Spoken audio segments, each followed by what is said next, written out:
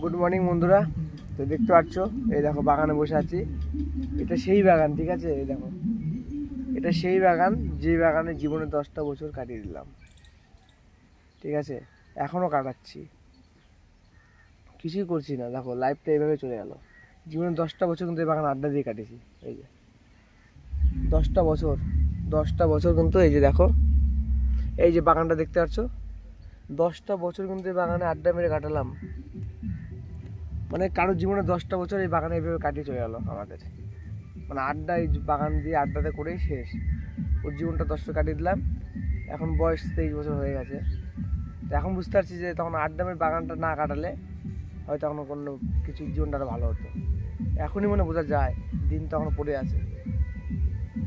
তো কী বলবো, দেখো যতটা সোজা মনে করছো ততটা সোজা কিছুই নয়, ঠিক আছে?